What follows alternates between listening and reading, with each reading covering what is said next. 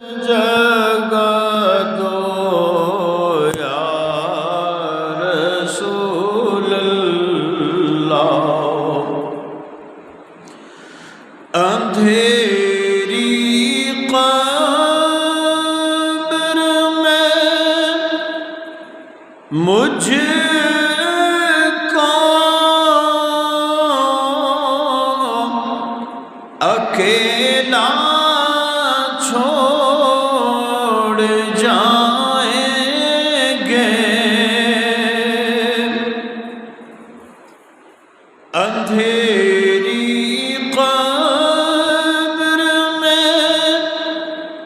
مجھ کو اکیلا چھوڑ جائیں گے، وہاں ہو فضل تیرے سے اجالا یا رسول اللہ، وہاں ہو فضل تیرے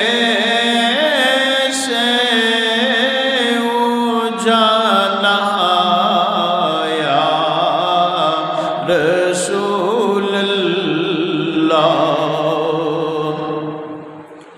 اور بڑی قسمت ہماری ہے کہ ہم امت تمہاری ہیں، بڑی قسمت ہماری ہے کہ ہم امت تمہاری ہیں، بھروسہ دین و دنیا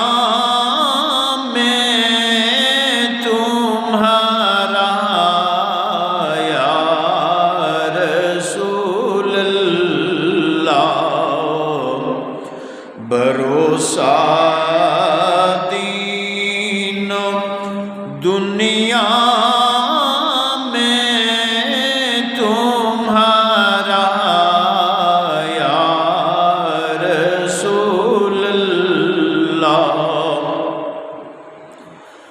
خدا مجھ کو مدینہ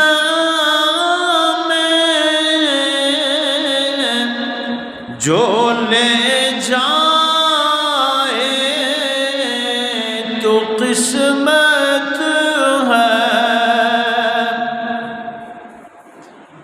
خدا ہم کو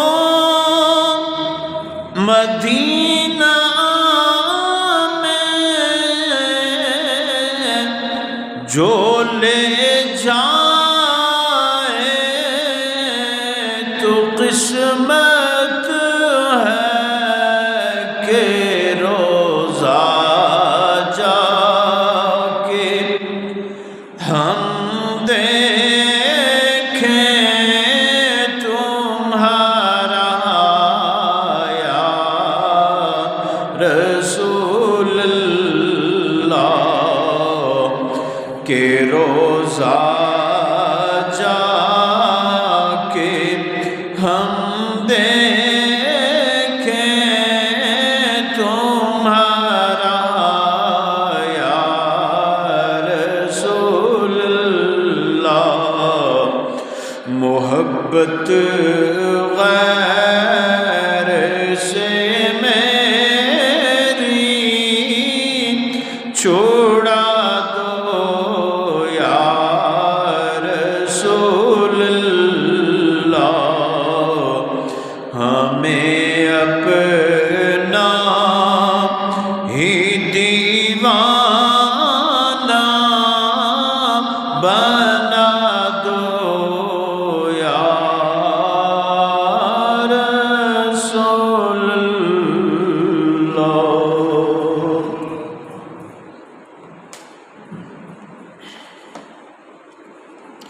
صلوات کے بعد معزز حاضرین و سامعین گرامی،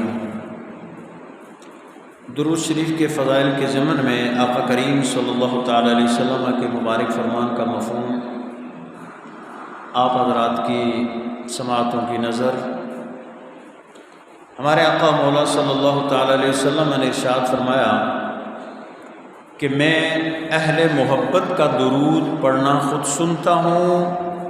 ان کو پہچانتا ہوں اور ان کو جواب بھی دیتا ہوں۔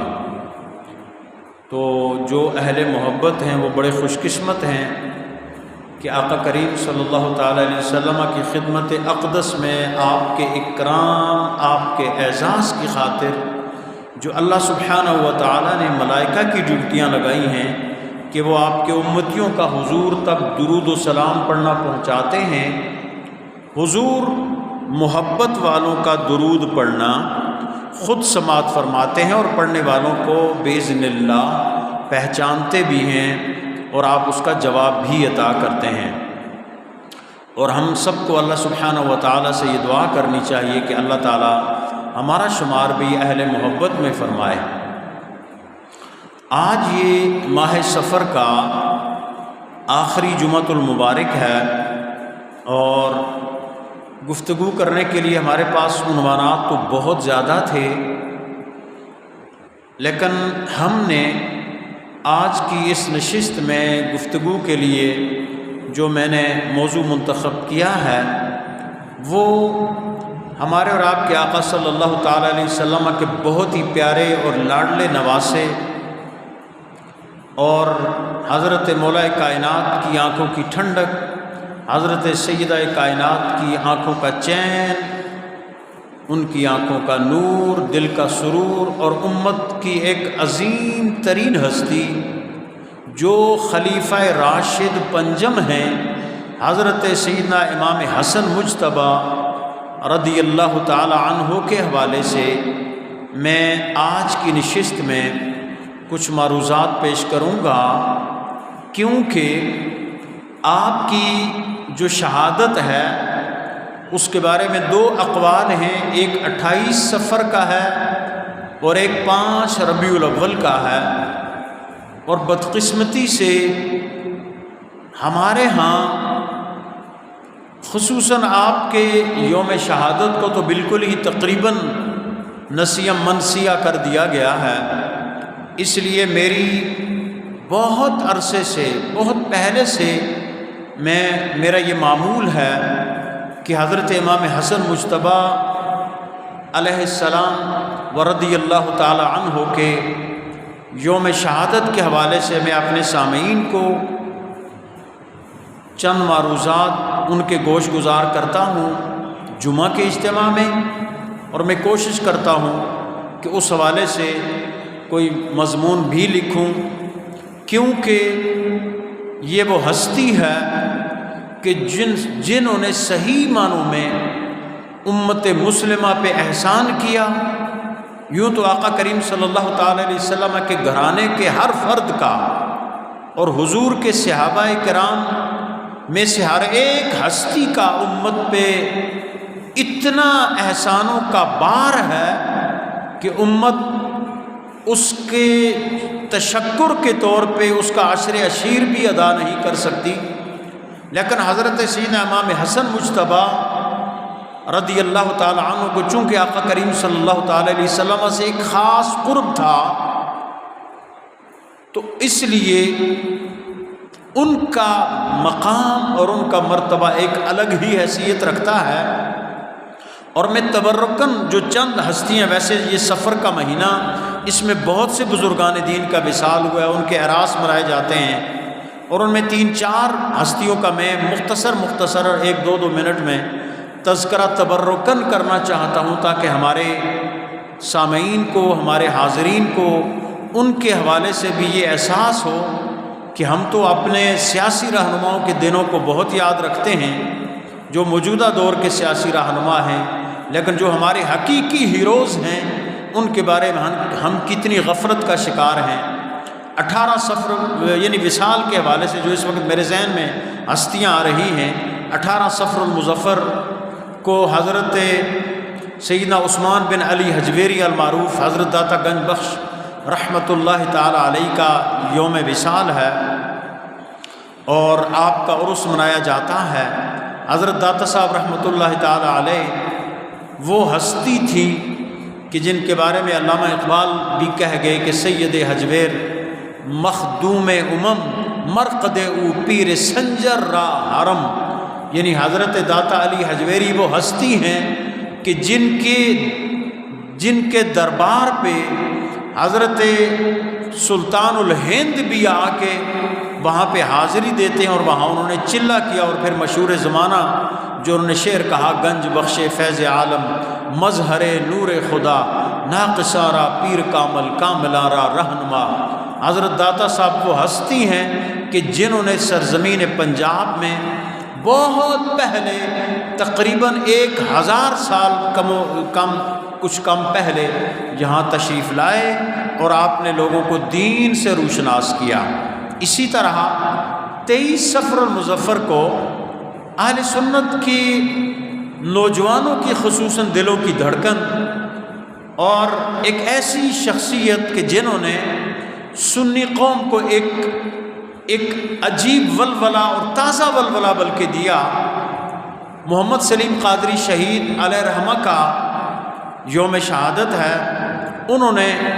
کراچی کے اس دہشت گردانہ ماحول میں جو حقوق اہل سنت کے لیے پورے سندھ میں اور بالخصوص کراچی میں جو جد و جہد کی اہل سنت کو حقوق کے حوالے سے ایک آگاہی دی اور وہ نوجوانوں کے دلوں کی دھڑکن ٹھہرے، محمد سلیم قادری شہید رحمۃ اللہ علیہ کا یوم شہادت ہے۔ ہم ان کو بھی خراج تحسین پیش کرتے ہیں اور دعا کرتے ہیں کہ جو ان کی جانشینی کے مدعی ہیں وہ ان کے راستے پہ چلیں اور ان کے صرف نام کو بیچنے کی کوشش نہ کریں۔ اسی طرح 25 صفر المظفر کو اعلیٰ حضرت عظیم البرکت مجدد دین و ملت پروانہ شمع رسالت الشاہ احمد رضا خان فاضل بریلوی رحمۃ اللہ تعالی علیہ کا عرس منایا جاتا ہے۔ آپ نے جو بر صغیر کے مسلمانوں میں بالخصوص اور پوری دنیا کے مسلمانوں کے دلوں میں بالعموم جو عشق رسالت میں آپ صلی اللہ تعالی علیہ وسلم کی شمع روشن کی، اس کی کوئی مثال آپ کے دور میں اور آپ کے بعد آج تک پیش نہیں کر سکا، اور آپ عشق رسالت میں آپ صلی اللہ تعالی علیہ وسلم کے سفیر تھے۔ اللہ سبحانہ و تعالی نے آپ کو درجنوں علوم و فنون سے نوازا تھا اور آپ ایک نابغہ روزگار شخصیت تھے۔ اللہ سبحانہ و تعالی ہمیں فکر اعلیٰ حضرت پہ چلنے کی توفیق دے۔ اسی طرح 28 صفر کو امام ربانی مجدد الفسانی الشیخ احمد سرہندی رحمۃ اللہ تعالی علیہ کا عرس منایا جاتا ہے، یوم وصال ہے۔ حضرت مجدد رحمۃ اللہ تعالی علیہ کی وہ حیثیت تھی کہ جنہوں نے شہنشاہ اکبر کے بنائے ہوئے خود ساختہ دین کو توڑ کے اس کا ستیہ ناش کیا اور لوگوں کے سامنے آپ نے دین کی حقیقی تصویر پیش کی، اور بادشاہ وقت جہانگیر جیسے شخص کے آگے آپ تن کے کھڑے ہوئے، اور آپ نے اس دور میں جو طریقت کے نام پہ لوگ فراڈ کر رہے تھے، تصوف اور سلوک کو بدنام کیا جا رہا تھا، شریعت اور طریقت کو الگ الگ کہہ بیان کیا جا رہا تھا، آپ نے تصوف کی طریقت کی صحیح تصویر لوگوں کے سامنے پیش کی اور لوگوں پہ یہ واضح کیا کہ تصوف اور طریقت جو ہے وہ شریعت سے جدا نہیں، بلکہ شریعت پہ کما حقہ عمل کرنے کا نام تصوف اور طریقت ہے۔ اللہ سبحانہ و تعالیٰ آپ کی خدمات کو قبول فرمائے اور ہمیں آپ کے نقش قدم پہ چلنے کی توفیق عطا فرمائے۔ اسی طرح 29 صفر المظفر کو اعلیٰ حضرت تاجدار گولڑا پیر سید مہر علی شاہ صاحب رحمۃ اللہ تعالی علیہ کا عرس ہوتا ہے، اور آپ کی ہستی وہ ہستی ہے کہ پوری امت مرزا قادیانی کے خلاف جب متحد ہوئی تو سارے مکاتب فکر نے آپ کو اپنا قائد، رہنما اور راہبر منتخب کیا، اور مرزا جو قادیانی تھا وہ آپ کے مقابلے میں نہیں آ سکا، اور یوں ختم نبوت پہ جو پہرا تاجدار گولڑا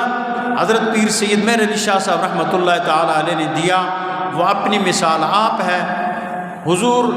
تاجدار گولڑا کی ان خدمات پہ ہم ان کو خراج عقیدت پیش کرتے ہیں اور دعا کرتے ہیں کہ امت ان کے نقش قدم پہ چلے۔ اور یہ ان کے علاوہ اور بھی بہت سی ہستیاں ہیں، لیکن چونکہ میں آج جس ہستی کی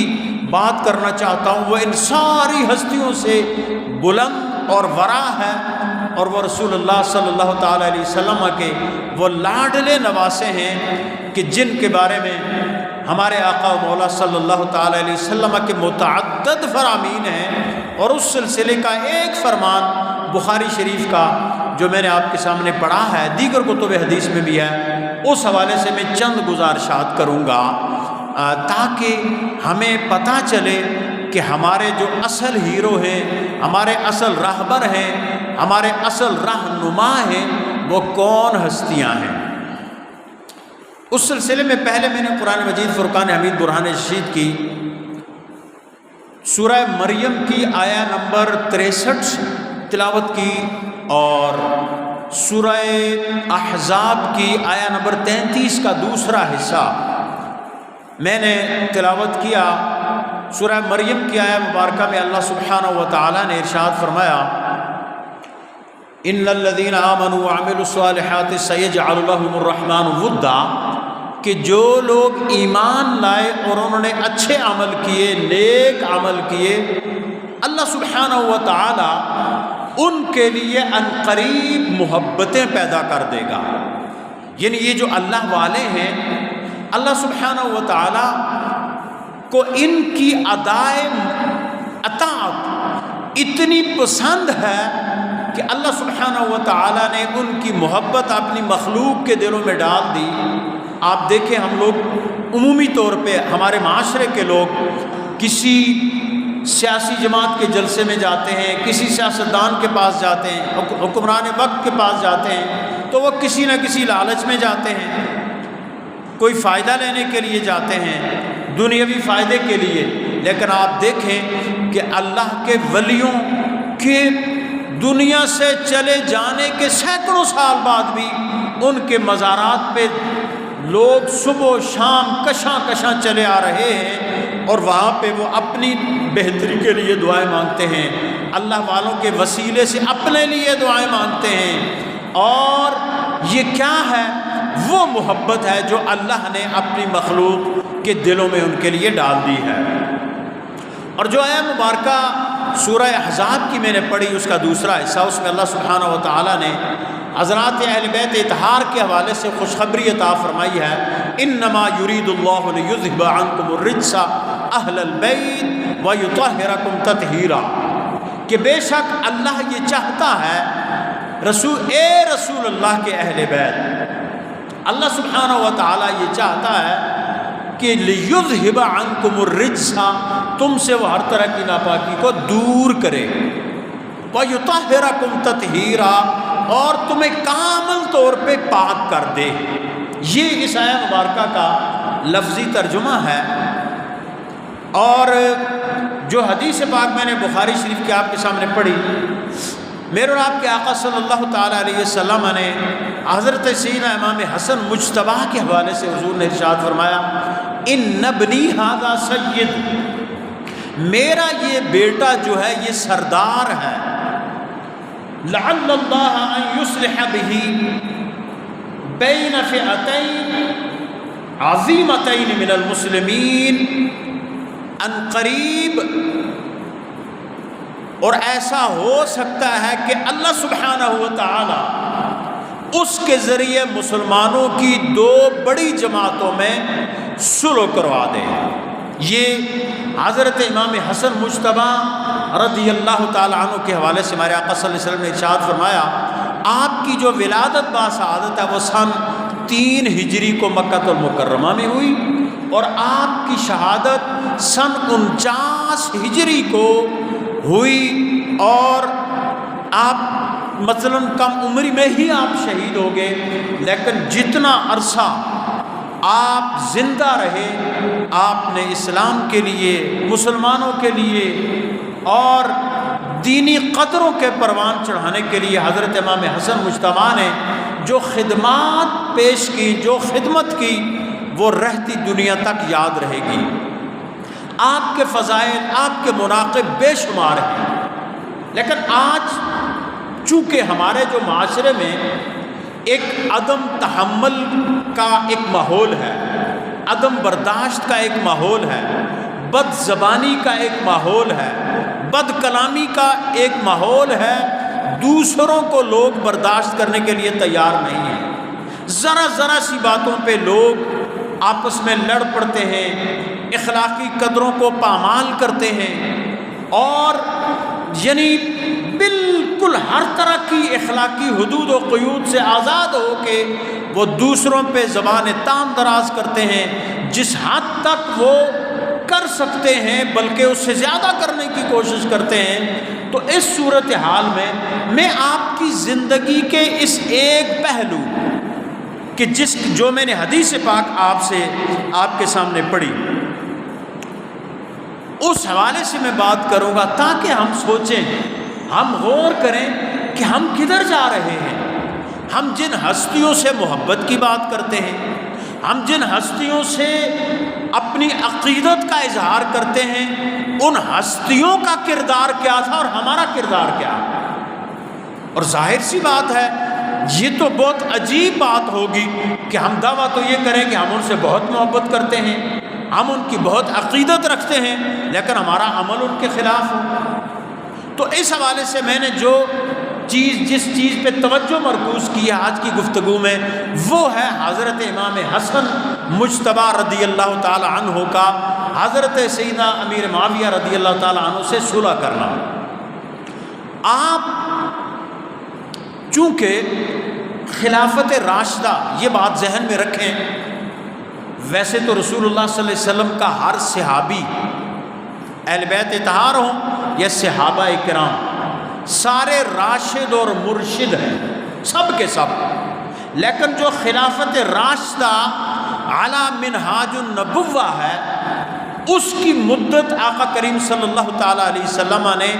صحیح حدیث کے مطابق 30 سال بتائی ہے کہ 30 سال تک خلافت راشدہ ہے، اس کے بعد پھر کاٹ کھانے والی بادشاہی ہو جائے گی۔ اس حوالے سے جو سیدنا صدیق اکبر رضی اللہ تعالیٰ عنہ کا دور خلافت ہے، سیدنا فاروق اعظم رضی اللہ 2 سال کچھ مہینے، سیدنا فاروق اعظم رضی اللہ تعالیٰ عنہ تقریباً 10 سال، سیدنا عثمان غنی رضی اللہ تعالیٰ عنہ تقریباً 11 سال، حضرت مولا کائنات سیدنا علی المرتضیٰ کرم اللہ تعالیٰ وجہہ الکریم کا تقریباً 4 سال اور کچھ ماہ، اور 6 مہینے حضرت سیدنا امام حسن کے، یہ ملا کے وہ 30 سال پورے ہوتے ہیں۔ لیکن کتنی بڑی بدقسمتی ہے، آج آپ کے دینیات کے امتحان کوسچن پیپر میں اگر بچے کو کوئی یہ سوال لکھتے کہ خلفائے راشدین کتنے ہیں، تو بچے 4 لکھتے ہیں کہ 4 ہیں خلفائے راشدین، اور وہ 4 حضرات خلفاء کے نام لکھتے ہیں وہاں پہ۔ لیکن اگر کوئی یہ لکھتے کہ خلفائے راشدین کی تعداد 5 ہے، تو اس کو سوال کے نمبر نہیں ملیں گے۔ اور یہ بڑی بدقسمتی ہے، یہ مسئلہ میں آج کا نہیں اٹھا رہا، آج سے کئی سال پہلے تقریباً جب ہماری ایک اجلاس تھا ہماری اہل سنت کی پوری تنظیموں کا شہر میں، تو میں نے کہا یہ کیا وجہ ہے، کیوں اس پہ کوئی آواز نہیں اٹھاتا کہ ایک وہ حقیقت کہ جو ہماری نظروں کے سامنے ہے، اور پتہ نہیں کس بد نصیب نے اس حقیقت کو تبدیل کر کے صرف خلفائے راشدین کی تعداد 4 لکھ دی، اور ہم سارے لکیر کے فقیر اور کولو کے بیل بنے ہوئے اور سارے کے سارے وہی بات کرتے چلے جا رہے ہیں۔ ہمارے نصاب کی کتابوں میں، حتیٰ کہ ہمارے دینی، چلیں آپ اسکولز کالجز کے نصاب کو چھوڑیں، ہمارے دینی نصاب میں یہ بات ایسے خانہ پوری کے طور پہ بعض کتابوں میں لکھتی کہ حضرت امام حسن کے 6 مہینے جو تھے وہ خلافت راشدہ میں ہیں، لیکن جو اصطلاح استعمال ہو رہی ہے، جو زبان استعمال ہو رہی ہے، وہ 4 خلفائے راشدین کی ہے، اور یہ بڑی بدقسمتی ہے۔ میں اکثر جو مضمون لکھتا ہوں اس میں بھی اس چیز کی نشاندہی کرتا ہوں، جب بولتا ہوں تب بھی کرتا ہوں، لیکن ظاہر سی بات ہے نکار خانے میں طوطی کی آواز کون سنتا ہے؟ اور پھر ہمارے ہاں ایک کریڈٹ کا بھی چکر ہوتا ہے، بہت سے لوگ یہ کہتے ہیں اگر ہم نے اس پہ کام کیا تو شاید کریڈٹ کوئی اسی بندے کو نہ چلا جائے۔ تو میں تو اللہ کے گھر میں اور اللہ کے رسول کے ممبر پہ بیٹھا ہوا ہوں، میں اللہ کو واحد شاہد بنا کے کہتا ہوں کہ اپنے کریڈٹ کے چکر میں یہ بات میں نہیں کر رہا، میں اس لیے کر رہا ہوں کہ کل ہم رسول اللہ کو کیا جواب دیں گے؟ حضور کی عدالت میں جب ہم جائیں گے تو ہم کیا کہیں گے؟ یا رسول اللہ، آپ کے جس نواسے نے امت پہ سب سے بڑا احسان کیا کہ امت کو امن کا تحفہ دیا، رواداری کا تحفہ دیا، تحمل اور برداشت کا تحفہ دیا، اور جنہوں نے ایک لامتناہی جنگوں کا سلسلہ جس میں ہزاروں مسلمان مقتول ہوئے تھے، ان کا سلسلہ جس نواسے نے ختم کیا، ہمارے نصاب میں اس کو خلیفہ راشد تسلیم ہی نہیں کیا گیا۔ تو اس سلسلے میں ہمیں سوچنا چاہیے۔ حضرت سیدنا مولا کائنات اور حضرت سیدنا امیر معاویہ رضی اللہ تعالیٰ عنہ کے مابین جو جنگیں ہوئی، جب مولا کائنات نے خلافت سنبھالی، یقیناً حضرت مولا کائنات خلیفہ برحق تھے، ان کے خلاف جس نے بھی جنگ کی وہ خطا پہ تھا، جس نے بھی۔ اور یہ عقیدہ اہل سنت ہے۔ ہاں، جنہوں نے رجوع کر لیا یا جن کے بارے میں امت نے ایک رائے قائم کر دی، ہم اہل سنت اس کو تسلیم کرتے ہیں، لیکن ان جنگوں میں بہت بڑا نقصان ہوا، ہزاروں مسلمان تحتیغ ہوئے اور دین کی دعوت کو بہت بڑا نقصان پہنچا۔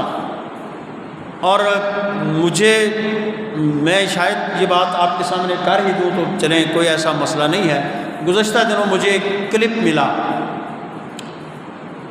ایک محفل کی تقریر کا 2-2.5 منٹ کا، بخاری شریف کے حوالے سے وہ مولوی صاحب نے کہا کہ حضرت، چونکہ یہ جو حضرت سیدنا امیر معاویہ رضی اللہ تعالیٰ مولا علی کے درمیان جو جنگ ہوئی، ہمارے پوری اہل سنت کے علماء نے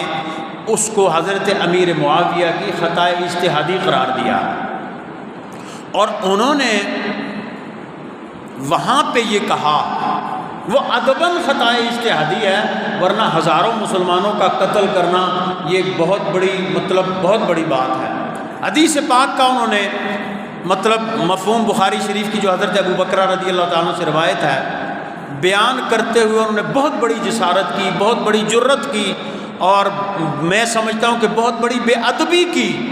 کہ اگر ہم اس کو، انہوں نے پابند کر دیا کہ اگر اس کو تم ایسے نہیں قرار دو گے تو پھر مولا علی کو بھی بچانا مشکل ہو جائے گا۔ اور میں سمجھتا ہوں کہ یہ انہوں نے ایک بہت بڑی جرت کی ہے، انہیں ایسا نہیں کرنا چاہیے تھا، کیونکہ جو جنگ حضرت مولا علی کے درمیان ہوئی اور حضرت امیر معاویہ کے درمیان ہوئی، وہ کوئی عام جنگیں نہیں تھیں، وہ خلیفہ وقت اور خلیفہ برحق کے خلاف حضرت امیر معاویہ نے تلوار اٹھائی تھی۔ اس کو بخاری شریف کی جو حدیث ہے نا، اس کا خلاصہ ہے کہ جب 2 مسلمان ایک دوسرے کے خلاف تلوار اٹھائیں گے، قتل کریں گے، تو دونوں جہنمی ہوں گے۔ یہ عام مسلمانوں کا ہے کہ بھائی مسلمانوں تم ایک دوسرے کے خلاف جنگیں نہ کرو، ایک دوسرے کے خلاف نہ لڑو۔ اس کو اگر وقت کے حکمران پہ اور خاص کر اس حکمران پہ اس کا اطلاق کر دیا جائے کہ جو خلیفہ راشد ہیں، جو خلیفہ برحق ہیں، تو یہ بہت بڑی زیادتی ہے، کیونکہ اگر اس کو آپ لیتے تو پھر تو کوئی حکمران مسلمان کسی باغی گروہ کے خلاف کوئی کارروائی ہی نہیں کر سکتا، کیونکہ وہ کہا نہیں جی تو میں تو اگر اس کو کچھ کرتا ہوں تو پھر تو حدیث پاک ہے۔ ایسی بات نہیں ہے۔ وہ جو جنگیں تھیں وہ خلیفہ برحق کے درمیان تھی اور خروج کرنے والوں کے درمیان تھی، ہاں علماء اہل سنت نے اس سلسلے میں کف لسان کرنے کا کہا ہے، مشاجرات صحابہ کے حوالے سے زبانوں کو بند کرنے کا کہا ہے، اور ادباً یہ کہا ہے کہ یہ حضرت امیر معاویہ کی اجتہادی خطا تھی۔ ظاہر سی بات ہے یہ ہم حضور کے صحابہ کا بھی ادب ہمیں کرنا چاہیے اور کرتے ہیں، اور حضور کے اہل بیت کا بھی۔ تو بہرحال وہ بات میں یہ کر رہا تھا کہ پھر انہوں نے مجھے بڑا تعجب ہوا کہ ہم فکر اعلیٰ حضرت کو فالو کرتے ہیں، کیا اعلیٰ حضرت کے ذہن میں یہ حدیث نہیں تھی اور دیگر علماء کے ذہن میں یہ حدیث نہیں تھی؟ اعلیٰ حضرت تو بالکل برس اعلیٰ حضرت کا یہ عقیدہ اور نظریہ ہے کہ حق بدست حیدر کرار، مگر معاویہ بھی ہمارے سردار، ان پہ تانکار فجار۔ اعلیٰ حضرت نے بالکل کہہ دیا کہ جب ان کی آپس میں لڑائی ہو رہی تھی، جنگ ہو رہی تھی، حضرت علی حق پہ تھے کیونکہ وہ خلیفہ راشد تھے، لیکن حضرت امیر معاویہ بھی ہمارے سردار ہیں، ان پہ اگر کوئی تان کرتا ہے تو گویا وہ فاسق اور فاجر ہے، اس لیے کہ وہ صحابی رسول ہیں۔ لیکن ان کا آپس میں تقابل کرانا، ان کو یہ غلط بات ہے، کیونکہ قرآن کریم نے واضح کہہ دیا ہے کہ جو پہلے ہیں اور بعد والے وہ ہرگز برابر نہیں ہیں۔ اللہ کا قرآن یہ کہہ رہا ہے اولئک اعظم درجۃ من الذین انفقوا من بعد وقاتلوا، جو لوگ پہلے ایمان لانے والے ہیں وہ بعد میں لانے والوں سے اعظم عظیم نہیں کہا، بلکہ اعظم کا صرف بڑے نہیں بہت بڑے کہا۔ اس لیے میں ایک بات کہا کرتا ہوں کہ اگر کوئی کرنا نہیں چاہیے ہماری یہ کیپیسٹی نہیں ہے، ہمارا یہ مینڈیٹ نہیں ہے، لیکن اگر کوئی کرنا چاہے تو اگر تقابل کرے تو علی آسمان اور معاویہ زمین، اور اگر کوئی تابی کے ساتھ کرے تو تابی زمین اور معاویہ آسمان، کیونکہ وہ حضور کے صحابی ہیں۔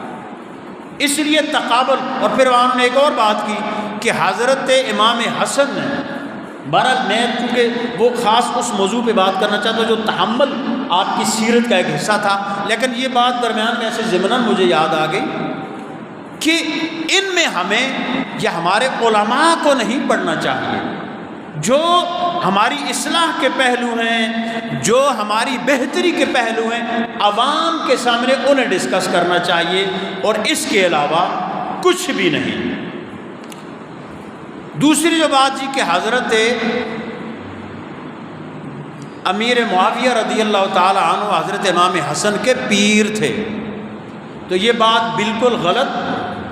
بالکل ناقابل قبول، ناقابل فہم اور خلاف شرع۔ کیوں؟ حضرت امام حسن حضرت امیر معاویہ کی جب صلح ہوئی تو حضرت سیدنا امیر معاویہ رضی اللہ تعالیٰ نے ایک سادہ کاغذ بھیجا تھا اور حضرت امام حسن کی طرف بھیجا تھا، اور انہوں نے فرمایا تھا کہ آپ اس پہ جو بھی شرائط لکھیں گے مجھے ساری کی ساری قبول ہے۔ اور پھر انہوں نے جو حضرت امام حسن نے شرائط لکھی، حضرت امیر معاویہ نے انہیں قبول کیا، اور حضرت امام حسن نے جو 6 مہینے جب آپ کی اس خلافت راشدہ کے مکمل ہوئے تو آپ نے اس وقت پھر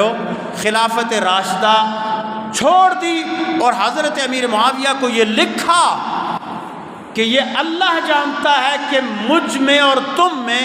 خلافت کا حقدار کون ہے، لیکن میں اپنے نانا کی امت کو فساد سے بچانے کے لیے، جھگڑے سے بچانے کے لیے تمہارے حق میں دستبردار ہو رہا ہوں۔ انہوں نے یہ نہیں لکھا کہ میں تمہاری بیعت کر رہا ہوں لہذا تم میرے پیر ہو، پیر تو حضور کے گھرانے والے ہیں یار، یہ تو اتنی زیادتی تو بغض اہل بیت میں نہ کرو بھیا۔ یعنی میں کہتا ہوں کہ اتنا بھر گیا ہے اب بعض لوگوں کے ذہنوں میں اہل بیت کا بغض کہ جو ان کے فضائل ہیں اس کو بھی سننا وہ گوارا نہیں کرتے، اور اگر کوئی بیان کر دے تو کہتے ہو یہ تو پتہ نہیں، بہرحال وہ بات یہاں نہیں کہنے کی۔ یعنی ایک چیزوں کو ظلم کیا ہے کہ جگہ کو چیز کو اس کی جگہ سے ہٹ کے رکھا جائے، اور عدل کیا ہے کہ چیز کو وہاں رکھا جائے جہاں اس کی جگہ ہے. مثلا کسی کی پگڑی ہے، وہ کہنا جی میں اس نہ جوتوں کو پالش کرنا یا مطلب ٹاکی مارنا ہے نا، تو یہ ظلم ہے. تو جوتے کسی کو کہنا جی میں سرت رکھ کے ٹوسا، چونکہ جوتے قیمتی ہیں ہے نا، تو یہ ظلم ہے. جو جس جگہ ہے، جس کا جو مقام ہے، اس کو وہیں پہ رکھنا یہ عدل کہلاتا ہے. اور پھر حدیث پاک پڑھنے کے درمیان وہ جو بخاری شریف کی حدیث انہوں نے پڑھی، اس دوران میں معذرت کے ساتھ لیکن مجھے ایک وہ انداز یاد آ گیا جس انداز میں ہمارے بابا جی قبلہ بابا جی خادم رضوی رحمۃ اللہ علیہ جب حدیث پاک پڑھتے تھے نا تو یوں آنکھیں بند کر کے اور ایسے پڑھتے تھے کہ سننے والے کو مطلب لطف آتا تھا، مزہ آتا تھا، خدا کی قسم ایمان تازہ ہوتا تھا. تو وہ حضرت جس انداز میں وہ حدیث پڑھ رہے ہیں نا وہاں اس پہ، تو مجھے ایک لطیفہ وہ بات یاد آ گئی. پہلے دور کے کچھ بادشاہوں نے کچھ پیشوں کے لوگوں پہ پابندی لگا دی تھی کہ یہ لوگ دین مطلب ان کو دین کے لیے دینی تعلیم ان کو نہیں دینی، کیونکہ پیشے ویسے تو سارے لوگ ان اکرمکم عند اللہ اتقاکم، اللہ کے نزدیک مطلب عزت والا وہ ہے جو زیادہ تقوی والا ہے، لیکن پیشے کا انسان پہ ضرور اثر ہوتا ہے. یہ جو دن کو کنڈکٹری وغیرہ کرتے ہیں نا، یہ رات کو سوئے کہتے ہیں جی لاہور ہے، ایسے ہوتا ہے نا. مثلا کوئی بھی پیشہ ہو تو اثر بھارت ہوتا ہے. تو ایک بندہ تھا اس نے چھپ کے کہیں چھپ کا اپنے بیٹے کو عالم بنا دیا. تو بادشاہ کے پاس آیا وقت، اس نے کہا بادشاہ سلامت، آپ نے پابندی تو لگائی تھی لیکن جان کی امان پاؤں تو عرض کروں،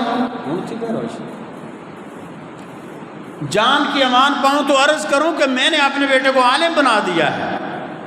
بادشاہ نے کہا اچھا تجھے میں بتاتا ہوں کہ میں کیوں منع کرتا ہوں. بادشاہ نے ایسے کیا کہ اس کو کہا تو وہاں پردے میں کھڑا ہو جا. اس کے بیٹے کو بلایا، بادشاہ اپنے تخت پہ بیٹھا ہوا تھا، بیٹا سامنے آیا کھڑا. بادشاہ نے کہا ہاں بھائی بڑی مبارک ہو، تو دورہ حدیث کرایا ہے، فارغ التحصیل ہو گیا، شاۃ العالمیہ تو نے پا لی. ظاہر ہے شاۃ العالمیہ تو اب چلیے، لیکن ویسے میں ایک بات کر رہا ہوں، تو فارغ التحصیل تجھے مبارک ہو. کہنے کا خیر مبارک. بادشاہ نے کہا یہ بتاؤ اللہ کتنے ہیں، یہ بتاؤ اللہ کتنے ہیں. تو اس نے کہا یہ حضرت کو پوچھنے والی بات ہے، اللہ تو ایک ہے. بادشاہ نے کہا دلیل دو. اس نے کہا قل هو اللہ احد. بادشاہ نے کہا میں بادشاہ وقت یہ کہتا ہوں کہ اللہ ایک نہیں ہے. تو اس نے کہا نہیں حضرت اللہ تو ایک ہی ہے. بادشاہ نے تلوار نکالی، اس نے کہا میں کہہ رہا ہوں اللہ دو ہے، تو کیسے کہہ رہا ہے اللہ ایک ہے؟ بول اللہ دو ہے ورنہ میں تیری گردن اڑا دوں گا. اس نے کہا اچھا بادشاہ سلامت، پھر آپ کہتے ہیں تو پھر اللہ دو ہی ہوں گے. اچھا بادشاہ نے کہا اچھا جا. باپ پیچھے پردے کے پیچھے تماشا دیکھ رہا ہے، جا. اب اس نے بلایا اس کو جو خاندانی مولوی تھا، واقعہ یہ میں راستے سے مولوی نہیں بنا تھا،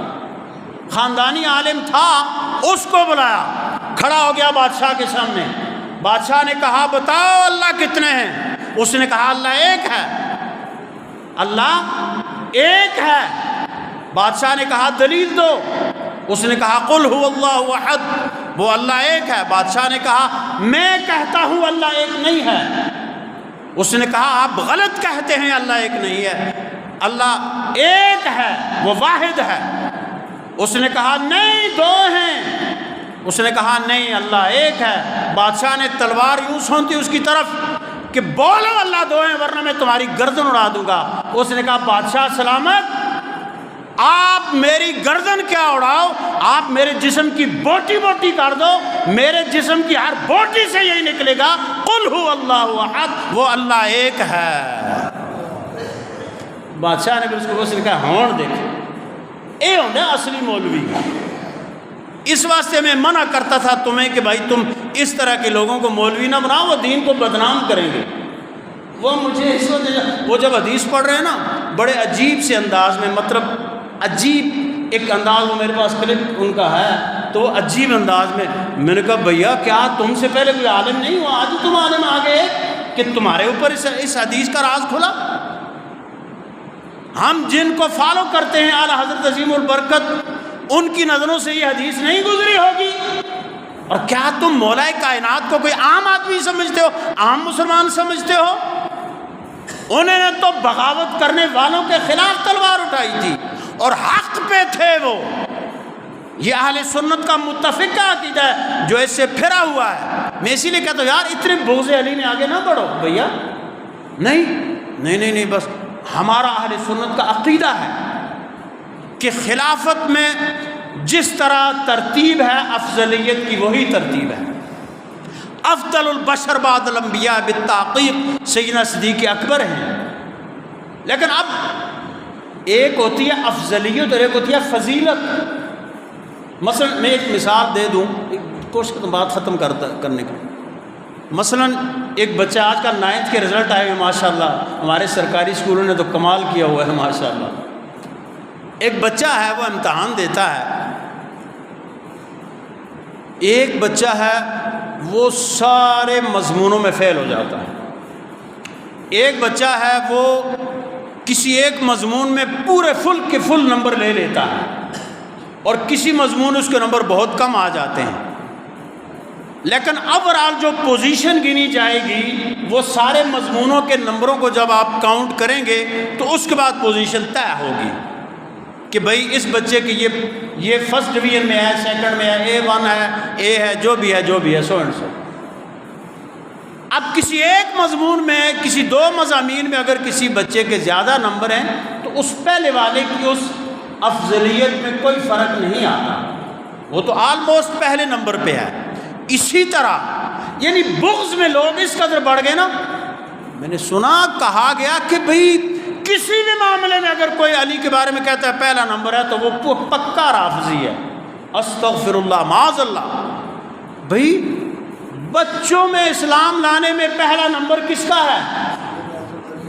بلکہ حضرت علی نے تو کفر دیکھا ہی نہیں ہے، پیدا خانہ کعبہ میں ہوئے، آنکھ گود مصطفیٰ میں کھولی اور پرورش رسول اللہ کے گھر میں ہوئی، ان کے پاس کہاں سے شرک تو پھٹکا ہی نہیں ہے، وہ تو پیدائشی مسلمان تھے۔ اور کیا قرب رسول میں ان کا پہلا نمبر نہیں ہے؟ کیا شجاعت اور بہادری میں ان کا پہلا نمبر نہیں ہے؟ کیا علم میں ان کا پہلا نمبر نہیں ہے؟ ہاں، افضلیت میں پہلا نمبر سیدنا صدیق اکبر کا ہے۔ یہ اہل سنت کے عقیدے کو خلط ملط کوئی بھی نہ کرنے کی کوشش کرے، بالکل پکا سیدھا راستہ فکر اعلیٰ حضرت کا، اور جو ہمارے بابا جی ہمیں دکھا کے گئے امیر المجاہدین، میں کہتا ہوں جو اس راستے سے ذرا ادھر ادھر ہٹے گا وہ بھٹک جائے گا، خدا کی قسم۔ مت اتنا بغض پالو مولا کائنات کا اور آل رسول کا کہ ایک وقت میں تم کو نا جی اسی تو معاذ اللہ استغفر اللہ میں وہ بات کرنا نہیں چاہتا، ہم ادھر چلے جائیں، ایسا نہیں ہونا چاہیے۔ ہم سے مراد ہے وہ لوگ، میں اپنی بات نہیں کر رہا۔ اس لیے میرے بھائیوں، جو حضرت امام حسن ہے، نہ حضرت امام حسن کے پیر تھے حضرت معاویہ، حضرت امیر معاویہ کی شان اپنی جگہ، ہم ان کی عظمت کو سلام کرتے ہیں، لیکن حضرت امام حسن، حضرت امام حسین، حضرات حسنین کریمین،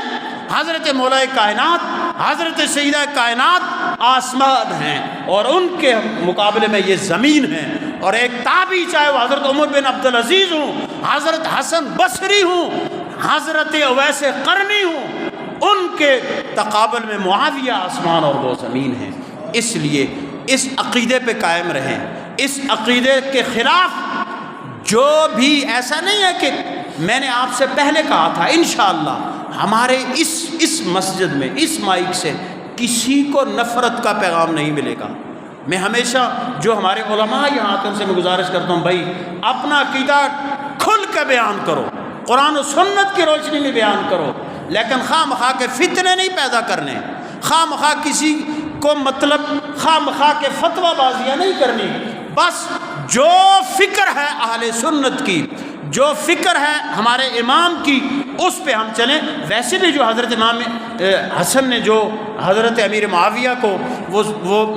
لکھ کے بھیجا تھا، کوئی آپ نے ان کے ہاتھ نہیں دیا تھا بیعت، اور یہ سمجھ لیں گویا ایک طرح کا ووٹ ہوتا ہے، جیسے آپ کسی سیاسی لیڈر کو آج کل ووٹ دیتے ہیں نا، مثلا کسی بھی مطلب، اب ہم کسی کا نام لینا فضول سی بات ہے کہ لوگ ایک دوسرے کو گالی نکالتے ہیں، اللہ تعالیٰ سب کو ہدایت ہی دے، لیکن آپ اگر کسی لیڈر کی جماعت کو ووٹ دیتے ہیں تو اس کا مطلب یہ تو نہیں ہے کہ وہ آپ کے پیر بن گئے۔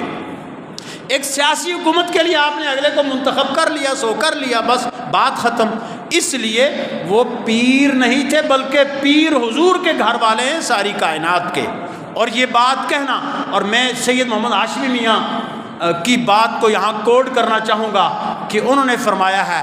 کہ جس سے جن سے حضرت امام حسن نے صلح کی ہماری ان سے بھی صلح ہے،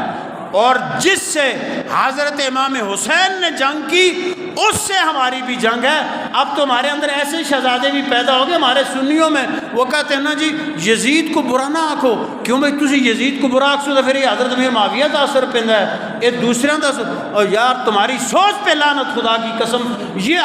حضرت امیر معاویہ کا کیا قصور ہے بھائی؟ یزید مجرم تھا، حضرت نوح علیہ السلام کا بیٹا کافر تھا۔ کتنے ہی اللہ کے ولی بزرگ ایسے لوگ ہیں جن کی اولادیں بگڑی ہوئی تھی، لیکن کیا ان کی وجہ سے ان کے والدین کے بارے میں کوئی ایسی؟ حضرت آدم علیہ السلام کی کتنی اولاد بگڑی ہوئی ہے، چھوڑو سارے کو۔ حضرت آدم علیہ السلام کی اولاد شروع سے لے کے کافر کتنے مسلمان کتنے گنو نہ ہو، تو حضرت آدم علیہ السلام کا کوئی اثر ہے؟ حضرت امیر معاویہ نے جو اس کو اپنا جانشین منتخب کیا، یہ بھی ان کی سیاسی فراست تھی کہ بھائی پہلے جنگیں ہوتی رہی ہیں، لڑائیاں ہوتی رہی ہیں، اب میں اگر ایک فیصلہ کیونکہ حضرت امیر معاویہ کا دور تو بڑا شاندار دور تھا اسلام کے، یعنی بڑا معاشی استحکام، جہاد کے حوالے سے، فتوحات کے حوالے سے ایک یادگار دور تھا، لیکن اس کو خلافت راشدہ علی منہاج النبوہ نہیں کہا جاتا، بلکہ انہیں اول ملوک اسلام کہا جاتا ہے کہ حضرت امیر معاویہ اسلام کے پہلے بادشاہ تھے۔ اس لیے یہ بین عقیدہ ہے، انشاءاللہ و بعون اللہ اس ممبر سے آپ کو وہی عقیدہ دیا جائے گا جو محبت کا ہوگا، جو اہل سنت کی فکر کا ہوگا، جو نفرتوں سے دور ہوگا، فتنوں سے دور ہوگا، اپنی بھی اصلاح کا ہوگا، سامعین کی بھی اصلاح کا ہوگا۔ میں نے حضرت امام حسن مجتبیٰ رضی اللہ تعالی عنہ کے اس حوالے سے، کیونکہ 5 ربیع الاول اور 28 صفر 2 اقوال ہیں آپ کے یوم شہادت کے حوالے سے، تو آج یہ باتیں اس لیے کہیں میرے بھائیوں، ہمارے معاشرے میں اس وقت جو عدم برداشت کا ماحول، جو لڑائیاں جھگڑے فساد، ایک دوسرے کو نہ برداشت کرنے کا ماحول چل رہا ہے، سیکھو سیرت امام حسن سے کہ جو خلیفہ برحق تھے لیکن انہوں نے اپنی خلافت کا حق اس لیے حضرت امیر معاویہ کو تفویض کر دیا کہ امت میں فتنہ نہ ہو، فساد نہ ہو، باہمی جنگیں نہ ہو، امت امن سے رہے۔ آؤ ہم سب اس پہ اتفاق کریں کہ ہمیں ان کی سیرت پہ چلنا ہے، ان کی سیرت پہ عمل کرنا ہے۔ ماہ ربیع الاول شریف کا مہینہ آگے آ رہا ہے، کوشش کریں محافل میلاد کے حوالے سے، ماہ مبارک شایان شان استقبال کے حوالے سے گھروں میں مختصر بڑی بے شک نہ ہو، مختصر محفل درود شریف کا اہتمام کر لیں، قرآن خوانی کا اہتمام کر لیں، یہی محفل میلاد کہلاتی ہے۔ ہماری اس جامع مسجد شریف میں انشاءاللہ جو شب میلاد ہے 11ویں اور 12ویں کی درمیانی شب، یہاں پہ انشاءاللہ عظیم الشان محفل میلاد ہوگی، اور انشاءاللہ اس حوالے سے میں ربیع الاول شریف میں آپ سے کی خدمت میں عرض کرتا رہوں گا۔ تھوڑا سا وقت اوپر ہو گیا، اس کے لیے میں معذرت خواہ ہوں۔ اللہ سبحانہ و تعالیٰ سے دعا ہے کہ وہ ہمیں حضرت سیدنا امام حسن مجتبیٰ رضی اللہ تعالیٰ عنہ کی سیرت مطہرہ پہ کامل طور پہ چلنے، عمل کرنے کی توفیق عطا فرمائے، اور جو محبت، رواداری، امن، تحمل اور برداشت کا سبق انہوں نے دیا ہے، اللہ سبحانہ و تعالیٰ اسے ہمیں یاد رکھنے اور اس کو آگے بڑھانے کی توفیق عطا فرمائے۔